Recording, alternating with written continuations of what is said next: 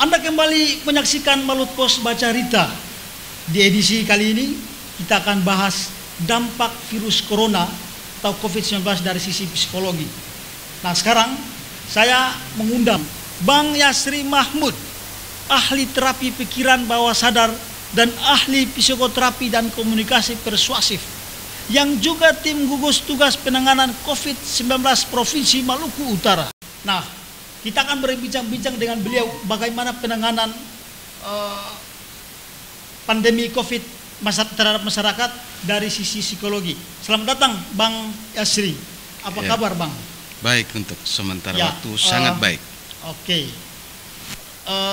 Tentu di kesempatan ini saya akan bertanya-tanya kepada Abang terkait dengan kerja-kerja Abang selama ini yang berkaitan dengan penanganan pemulihan masyarakat yang terdampak COVID dari sisi psikologi.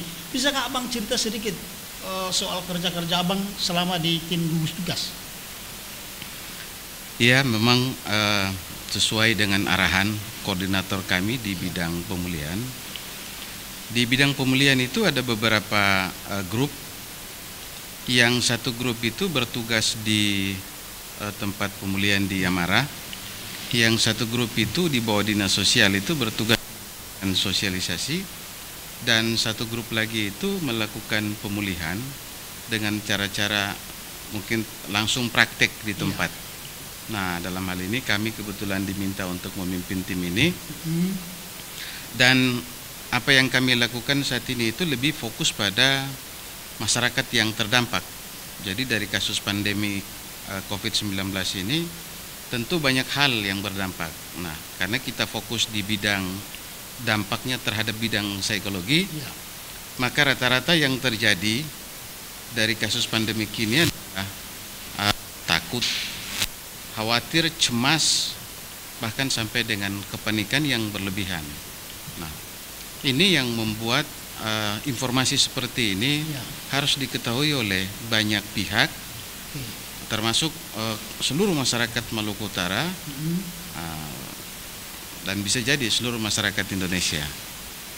Saya kira itu yang. Ya, untuk penanganannya seperti apa? Abang belum cerita soal itu. Penanganannya soal pemulihan. Karena kita spesifik di bidang penanganan soal psikologi yang terdampak, maka dari terdampak ini memang ada beberapa indikator yang kita gunakan. Misalnya kita mengukur sampai sejauh mana skala stres. Nah, skala stres itu karena ini bukan cuma COVID, jadi stres itu bisa timbul dari mana saja, dengan masalah apa saja. Ya, jadi COVID ini adalah fenomena yang baru. Sementara kalau pakai menggunakan indikator pengukuran skala stres, itu skala stres itu diukur 1 tahun sebelumnya. Jadi misalnya kalau publikasi pemerintah terkait dengan gencarnya COVID ini ada di bulan Januari dan sekarang bulan Juni, maka indikator pengukuran stres itu dimulai dari bulan Juni tahun kemarin. Indikatornya apa?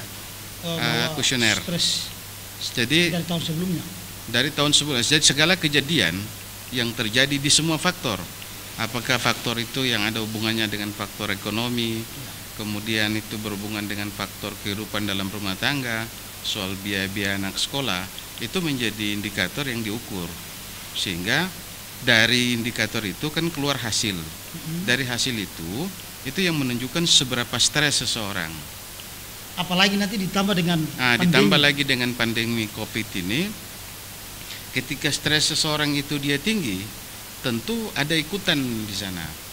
Nah, beberapa faktor yang menjadi ikutan ketika seseorang stres itu adalah perasaan takut yang cukup tinggi, kemudian kecemasan, kekhawatiran, bahkan kepanikan.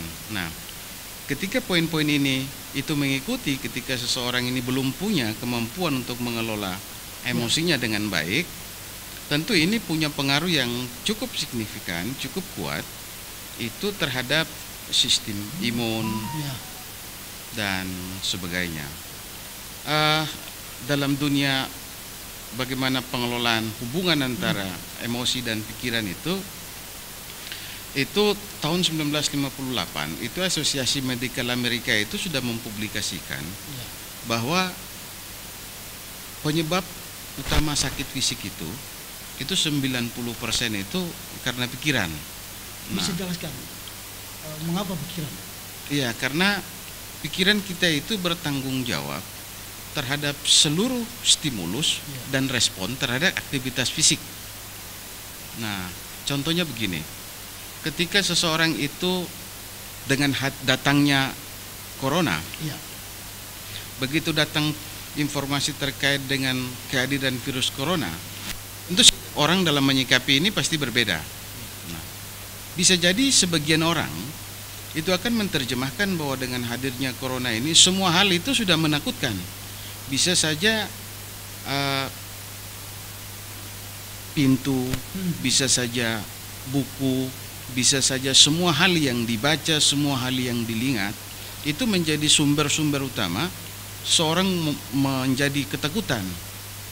Nah, ini sebenarnya hal yang juga kurang positif ketika itu melanda seseorang. Nah, itu artinya pikiran kita bisa mempengaruhi kesehatan tubuh kita. Iya. Dari sisi jadi kan akademiknya seperti pikiran itu bekerja pada 3 dimensi yang besar. Yang pertama adanya sebuah ide. Ide ini bisa berupa sebuah informasi, bisa berupa apa saja, informasi yang bisa dilihat, bisa didengar.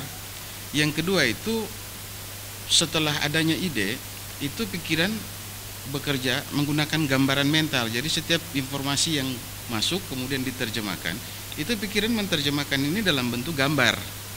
Dan setiap gambar itu menghasilkan emosi. Nah, bagaimana dengan pandemi virus corona yang ikut mempengaruhi pikiran orang? Ketika ada informasi yang berkaitan dengan COVID misalnya, nah tentu ketika orang belum kemampuan dalam hal mengelola emosi dengan baik, ketika informasi ini datang, ketika dia coba menerjemahkan dengan cara dia, maka pikiran dia sesungguhnya itu menerjemahkan ini dalam bentuk gambar. Apa gambarnya yang diterjemahkan? Bisa jadi yang gambar yang diterjemahkan itu adalah orang yang sangat begitu ketakutan, kemudian dari ketakutan itu akhirnya membawa dia pada sebuah tempat, dia harus diisolasi, kemudian dari isolasi itu akhirnya menyebabkan dia sakit, dan dari sakit itu akhirnya dia sudah membayangkan bahwa saatnya seperti lainnya. Berarti di ini sini mengganggu sebenarnya. Kita bisa lihat bahwa sebetulnya yang berbahaya bukan virusnya, tetapi yang berbahaya adalah rasa takut. Memang virus kalau dari beberapa informasi para ilmuwan, baik dari bidang epidemiologi maupun mikrobiologi, memang sampai hari ini soal virus itu memang masih juga terjadi perbedaan pendapat. Jadi ada yang mengatakan bahwa virus ini begitu ganas, yang lain masih menganggap berbeda. Nah, tapi terlepas dari itu, karena kita bukan ahli di bidangnya, konsentrasi kita itu ada di efek. Nah, ketika efek yang terjadi dari datangnya virus ini menyebabkan seseorang takut, maka tugas kita sebenarnya menyampaikan ke seluruh masyarakat bahwa bagaimana sih caranya kita mengelola rasa takut. Nah, bagaimana caranya mengelola rasa takut di tengah pandemi virus corona 19? Saya kira yang pertama untuk mengelola rasa takut itu yang pertama, ketika kita membaca informasi, maka jadilah bacaan itu sebagai sebuah ilmu pengetahuan biasa, soal biasa. Sehingga bahasa yang biasa kita dengar itu soal baper itu kalau bisa tidak usah lah. Oh, tidak usah baper. Iya, baper. Jadi misalnya, wah ini nanti kalau ini kata koran gitu, kata media, ini dari virus ini banyak yang sudah mati, lalu begini banyak yang sakit, begini banyak yang begini dan begitu. Nah, itu dibaca sebagai pemahaman pengetahuan dia, sebagai pengetahuan akademik. Nah, yang kedua, saya berharap bahwa seluruh masyarakat yang sering menggunakan Facebook, kemudian WA, saya kira berhentilah mengirimkan vibrasi-vibrasi negatif tentang bahayanya virus corona dan lain sebagainya, yang sebenarnya kompetensinya bukan kalian gitu deh. Kita adalah sama-sama pengguna internet, kita sama-sama pengguna Facebook, pengguna WA. Bacalah ini sebagai sebuah ilmu pengetahuan ini, ambil hikmahnya. Tapi berhentilah menyebarkan itu sehingga kita turut serta membuat masyarakat lain itu menjadi takut dan khawatir gitu. Tapi bukankah itu sebuah informasi untuk publik untuk mengetahui dampak daripada Betul. COVID-19? Itu informasi untuk publik, tapi tidak semua publik bisa memahami ini sebagai pengetahuan umum. Nah, yang ketiga, saya pikir skema besar itu adalah semua pihak itu turut serta. Kalau kita berharap ini kepada tim gugus, kemudian hanya pemerintah, ini tidak cukup. Karena untuk membuat masyarakat kita paham, maka kita masyarakat juga paling tidak membantu menyebarkan vibrasi-vibrasi positif. Misalnya dengan cara lebih banyak sabar, lebih banyak berpikir positif, lebih banyak memaafkan misalnya. Sehingga itu membuat tensi emosi kita itu bisa turun. Itu yang perlu dilakukan. Yang harus kita lakukan sesungguhnya ke depan itu adalah seperti itu. Karena kita juga mungkin semua orang sudah paham bahwa stres itu punya kaitan erat dengan sistem kekebalan tubuh. Bisa mempengaruhi ini. Iya. Jadi kan ketika seseorang itu punya akumulasi masalah, dia punya tagihan listrik yang belum dibayar, biaya anak sekolah yang belum ada, belum lagi tagihan kredit dan lain sebagainya. Ketika ini dia berkecamuk dalam pikiran seseorang, tentu pada saat yang sama sistem kekebalan tubuhnya juga pada saat itu menurun. Kalau dia larut dalam sejumlah akumulasi masalah yang ada pada dia saat itu. Tapi ketika dengan datangnya masalah-masalah itu, dia punya kemampuan dengan lebih tenang, lebih sabar, lebih bijak untuk memahami semua yang saat ini dia kendalikan, maka sistem kekebalan tubuhnya insya Allah bisa seimbang. Kan bahasa yang sesungguhnya itu adalah menjaga keseimbangan tubuh. Kalau kita bicara bahasa, kalau dari sisi bahasa, kalau kita bilang meningkatkan, takutnya begitu kita tingkatkan, justru yang terjadi overstimulasi. Karena overstimulasi dari sistem kekebalan tubuh juga kurang bagus. Berarti yang harus dilakukan itu dilakukan pada saat ini adalah kita harus lebih banyak tenang, kemudian lebih banyak bersabar, karena kita juga meyakini soal COVID ini satu saat pasti selesai. Nah, yang berikut, saya berharap masyarakat kita berhentilah mengirimkan vibrasi-vibrasi negatif yang membuat masyarakat lain itu lebih takut. Gitu. Jadi konsumsi semua informasi ini sebagai wawasan ilmu pengetahuan. Jangan dari apa yang didapat kemudian ditelan mentah-mentah, itu juga terus dibaca, dicari referensi pembanding, dilihat ini dari semua pendekatan, sehingga informasi yang kita sampaikan ke masyarakat juga itu betul-betul seimbang, sehingga tidak berat sebelah, sehingga mengganggu apa yang ada dalam benak masyarakat. Jadi saya mau minta penegasan kembali soal kebal virus corona dari sisi psikis, seperti apa penjelasannya? Apa yang mesti harus dilakukan? Memang sampai hari ini belum yang ada paling sederhana, belum ada rumusan yang paling efektif dilihat dalam pendekatan akademis soal apakah seseorang itu bisa kebal terhadap corona. Memang sampai hari ini semua ilmuwan lagi mau coba meramu metodologi nih. Tapi kalau itu ditanyakan kepada kami sebagai orang yang bertugas di bidang pemulihan, maka yang pertama itu yang harus dilakukan adalah kendalikan emosi seperti takut. Kemudian kendalikan semua bawaan dari rasa takut, khawatir, panik, gelisah. Karena ketika kita kemampuan untuk mengelola seperti ini, ya riset juga bilang, semua ilmuwan yang melakukan riset, bahwa peningkatan asam di lambung itu berhubungan erat dengan kecemasan dan kekhawatiran. Bagaimana cara mengelola semua itu yang tadi disebutkan? Pertama, belajarlah untuk lebih mensyukuri apa yang kita dapat pada hari ini. Yang kedua, mungkin setiap agama sudah mengajari kita untuk jangan terlalu banyak mengurusi urusan yang sebenarnya bukan urusan kita gitu dan. Lebih baik bukan urusan kita, jangan kita urus. Urus saja urusan kita, urus saja urusan-urusan yang ada hubungan dengan kepentingan keluarga kita, yang itu membuat ke depan kita lebih positif. Nah, Kemudian dalam kondisi seperti ini, yang paling penting juga yang adalah kurangi mengeluh. Kurangi mengeluh. Mengapa mengeluh? Penyebab dari mengeluh? Karena ketika kita juga terlalu banyak mengeluh, itu juga tidak menghasilkan sebuah solusi.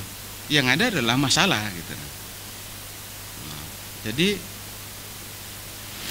nikmati aja perjalanan pandemi COVID ini, segala kebersihan dan kejernihan pikirannya. Kemudian bagi yang beragama Islam, silakanlah beribadah seperti biasanya. Begitu juga dengan agama-agama yang lain, melaksanakan ibadah seperti biasanya, tetapi dengan tetap menjaga protokol kesehatan yang memang sudah menjadi instruksi dari pemerintah. Apakah penegasan seperti itu mengarah ke yang disebut dengan kenormalan baru atau?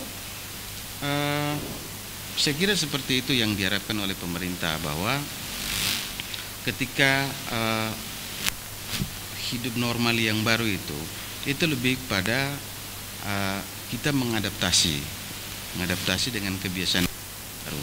Karena dengan hadirnya pandemi COVID ini, seluruh masyarakat yang ada di Republik ini itu sebenarnya kita tanpa sadar, bukan kita juga terjebak, tapi setuju atau tidak setuju, kita beralih kebiasaan. Dari kebiasaan yang dulunya tidak pernah pakai masker, kita dibiasakan untuk pakai masker. Kemudian kita tidak terbiasa dengan social distancing dan lain sebagainya. Apalagi kita di Maluku Utara yang memang hubungan silaturahim itu sangat kuat, apalagi di daerah-daerah pedesaan itu yang begitu kuat. Saya berharap suatu ketika dengan apa yang kita jalani saat ini, itu juga paling tidak mengurangi dampak dari penyebaran. Nah, dengan mematuhi semua hal yang sudah disampaikan oleh pemerintah, dengan berdiam diri di rumah, kan tidak sekedar berdiam diri. Berdiam diri bukan berarti kita diam aja di tempat, tapi berdiam diri itu pada saat yang sama kita di rumah juga belajar mengelola perasaan takut, mengelola perasaan cemas, khawatir, sehingga punya pengaruh yang kuat terhadap sistem imun kita. Di samping ada anjuran-anjuran pemerintah seperti mengkonsumsi vitamin dan lain sebagainya. Oke, sebagai tim gugus COVID Maluku Utara, apa penegasan terakhir soal penanganan COVID-19 di Maluku Utara dari sisi psikis? Ya, terkait dengan itu ya kami berharap pada seluruh masyarakat, khususnya masyarakat Maluku Utara, apalagi saat ini berdomisili di Kota Ternate, bahwa di bidang pemulihan psikologi itu sekarang ada tiga bidang. Jadi bidang yang menangani soal pasien yang terfokus. Nah, yang terfokus karena Provinsi Maluku Utara itu adanya di saat ini di Amara. Nah, kalaupun nanti ada di tempat-tempat lain, kami berharap agar masyarakat itu tetap mengikuti dan mematuhi semua rambu-rambu yang sudah ditetapkan oleh pemerintah. Yang kedua itu ada bidang yang terus melakukan sosialisasi soal bagaimana ini virus, dampak dan lain sebagainya, yang itu ada juga di provinsi. Nah, kira ketika sosialisasi itu partisipasi masyarakat ini memang penting. Kenapa? Karena ini kalau masyarakat hadir cuman dalam setiap sosialisasi 5 orang, 10 orang. Partisipasi masyarakat dalam hal apa tadi? Ya, kalau misalnya ada sosialisasi terkait dengan itu, dengan menjaga protokol-protokol kesehatan misalnya, masyarakat hadir, kami berharap masyarakat itu menjadi perpanjangan informasi bahwa apa sih virus ini, bagaimana penanganannya dan langkah-langkah, ya, sehingga masyarakat juga itu tidak beropini yang menurut mereka sendiri gitu. Dan yang ketiga, kami khususnya di bidang pemulihan, karena kami paling dekat saat ini di Ternate, karena kami juga berkantor di Ternate, bagi masyarakat yang saat ini mengalami kekhawatiran, ketakutan dan kecemasan tinggi akibat datangnya pandemi COVID ini, maka kami menerima Siapa saja yang Anda yang paling terdekat bisa menghubungi kami, dan sekarang kami tempat kantor kami itu ada di samping SMEA. Di samping SMEA itu kami menerima semua terkait dengan keluhan masyarakat, khususnya terkait dengan pandemi COVID. Jadi ketika mereka takut, khawatir, cemas, was-was, dan itu butuh penanganan cepat, kami menggunakan dua mekanisme kerja. Yang pertama, kami menangani langsung di ruangan kami, dan yang kedua kami sistem door to door. Jadi ketika kami menerima telepon, tim kami langsung menuju kepada rumah yang bersangkutan untuk dilakukan penanganan secara cepat. Soal jumlah masyarakat yang sudah ditangani oleh bidang pemulihan, berapa orang yang sudah ditangani? Iya. Jadi karena kami di bidang pemulihan berbasis terapi itu, kami adalah bagian yang mungkin agak belakang bergabung. Nah, tapi ketika kami bergabung dari mulai bulan Juni sampai hari ini, kami telah menangani hampir 60 orang lebih. 60 orang lebih. Jadi 60 orang lebih itu kami lakukan dalam dua segmen. Segmen yang pertama itu indoor, dan segmen yang kedua itu outdoor. Indoor itu karena di tempat kami punya ruangan terapi sendiri. Nah, segmen outdoor itu teman-teman tim kami itu mendatangi langsung ke tempat di mana mereka di telepon. Kemudian di tempat kami itu kami menggunakan beberapa metodologi. Jadi kalau sesuai dengan tahapan standar, kalau yang datang di ruangan kami itu biasanya mereka mengisi kuesioner untuk kami paling tidak melakukan sharing soal berapa sih skala stres. Jadi ada kuesioner yang harus mereka isi. Kami hanya menggunakan dua kuesioner. Yang pertama itu mengukur skala stres mereka, dan yang kedua itu skala emosi mereka.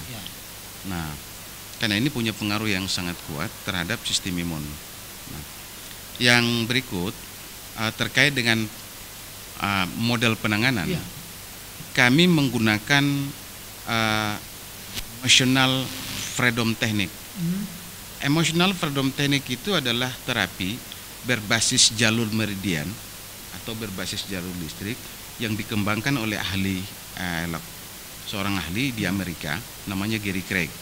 Nah, agar ini tidak multitafsir, terapi berbasis jalur listrik itu lebih pada mengetuk, dan penggunaan alat-alat listrik enggak. Ini lebih mengetuk di bagian-bagian tertentu yang diyakini ini adalah gardu dari listrik dalam diri manusia. Karena Gary Craig, seorang penemu itu mengasumsikan bahwa sebelum terjadi gangguan emosi, maka itu terjadi gangguan di jalur meridian, khususnya di bagian listrik. Jadi ketika jalur listrik itu dihidupkan kembali, maka emosinya dengan seketika langsung menurun. Yang kedua, kami menggunakan terapi berbasis bawah sadar. Mungkin pemirsa sudah tahu soal hipnoterapi. Nah, bedanya adalah hipnoterapi ini mungkin kalau masyarakat biasa nonton televisi, biasa yang dipraktekkan oleh uya-kuya itu kan. Oh, itu ya? Ya, bedanya adalah mereka tidak spesifik. Mereka lebih pada entertainment. Nah, kami memang spesifik. Jadi mencari semua akar masalah yang menjadi penyebab terjadi gangguan emosi. Nah, yang ketiga, kami melakukan terapi berbasis massal. Nah, kami menyebut ini sebagai, kalau kami menyebut ini namanya Islamic spiritual meditasi. Nah, ini terapi berkelompok, bisa dilakukan 2 orang, bisa 4 orang, bisa 10, bahkan kalau ruangan itu memungkinkan dengan mengedepankan protokol kesehatan. Kalau ada 1.000 orang, kami langsung 1.000 orang. Nah, jadi kalau ini di Muslim namanya spiritual meditasi yang lebih pada kur. Kalau Muslim. Kalau di Hindu mungkin lebih keren istilahnya meditasi. Terus kemudian dari 60 orang yang tadi ditangani, saat ini hasilnya seperti apa? Kan harus diukur. Jadi ketika kami dihubungi, kemudian kami mendatangi mereka, kemudian kami ajari soal metodologi, tentu dalam waktu 3-4 hari kami melakukan konfirmasi kembali soal efek yang dirasakan dan mana saja hal-hal yang memang menurut mereka sudah berkurang dan mana saja hal-hal yang menurut mereka masih belum berkurang. Misalnya ketakutan, kecemasan, kekhawatiran, kepanikan. Nah, kami menggunakan skala sendiri misalnya. Jadi skala itu misalnya paling tertinggi rasa takut itu misalnya 10. Kemudian 5 itu adalah menengah dan 0 itu berarti dia sudah normal, dia biasa-biasa. Nah, dari penanganan pertama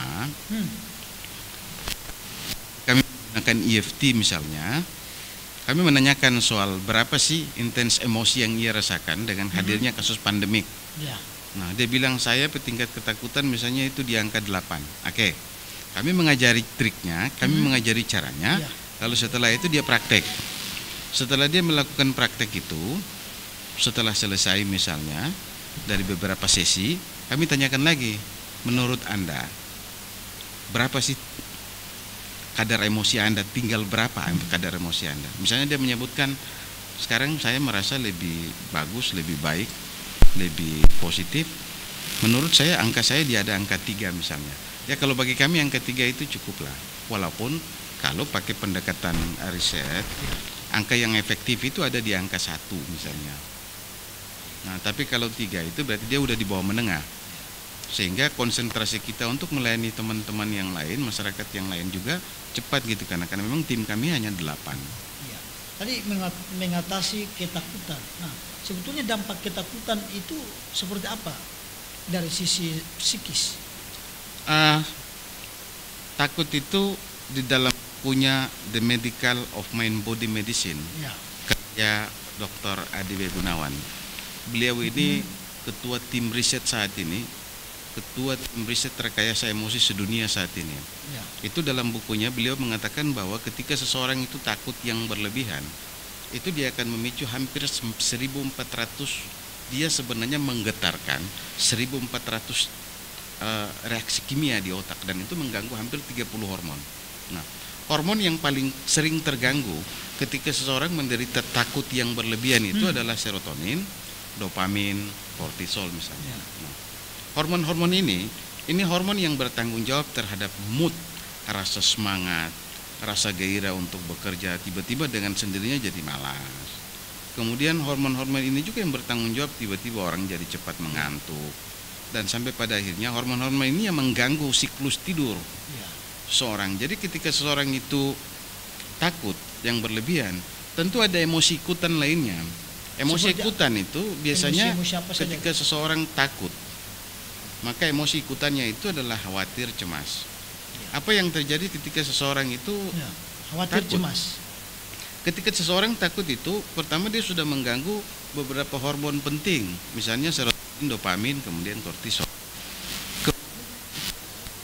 Ketakutan yang berlebihan, muncul juga rasa cemas, khawatir. Apa yang terjadi? Maka ketika cemas dan khawatir itu dia bertahan dalam waktu yang cukup lama, ini akan memicu naiknya asam lambung yang menyebabkan asam di lambung seseorang itu bertahan cukup lama, dan ini sumber penyakit MAH gitu. Jadi sumber penyakit MAH itu juga bagian dari rasa takut tadi. Iya, karena riset mengatakan bahwa penyakit MAH itu karena peningkatan asam di lambung atau kelebihan asam. Produksi asam berlebih kan. Berarti nanti bisa menyebabkan imun seseorang turun dan virus corona bisa berpulang untuk kan begini. Masuk. Kan begini. Ketika seseorang itu stres, maka sesungguhnya fisiknya dia itu menyiapkan dua skema. Skema yang pertama itu adalah fight, yang kedua adalah flight. Fight itu adalah ia akan melawan, dan yang kedua dia akan lari. Nah, ketika fenomena fight, ketika dia melawan, ketika seseorang ingin melakukan perlawanan, maka tentu sistem kekebalan tubuh itu menyiapkan sejumlah kesiapan dia untuk menghadapi sesuatu yang dianggap benda asing masuk. Ya. Jadi ketika ada benda asing itu masuk melalui misalnya hidung atau mulut misalnya, dia kan begitu dia masuk kan dia melewati dan dia sampai di sini. Ya. Nah di sini itu manusia itu memiliki reseptor. Ya. Jadi ada reseptor yang lebih canggih. Nah, yang sudah sang pencipta ini menciptakan bahwa ada reseptor yang fungsinya itu lebih hebat dari laser. Jadi dia mendeteksi itu. Jadi ketika itu terdeteksi, maka sistem imun akan berbicara ke otak. Sistem imun akan, kalau misalnya kita bisa simulasikan, maka sistem imun bilang begini ke otak, otak ini ada benda asing. Lalu apa yang harus saya sampaikan? Apa yang harus saya kerjakan? Otak langsung memerintahkan sistem imun untuk melakukan perlawanan. Nah, sementara sistem imun melakukan perlawanan, maka otak juga akan menyiapkan alternatif lain dalam rangka mendukung sistem kekebalan tubuh. Nah, dalam fase misalnya 7 hari ketika seseorang itu setelah dirapit misalnya, kemudian ada fase 7 hari. Karena itu membiarkan dia tenang agar sistem kekebalan tubuhnya itu bekerja melawan ini gitu. Ya, oke. Oke Bang, terima kasih sudah hadir di studio Maluku Post. Tentu ini bukan yang terakhir, kita akan berbincang-bincang lagi dengan topik yang berbeda, tentu dari sisi psikis. Terima kasih Bang. Terima kasih, sama-sama. Oke.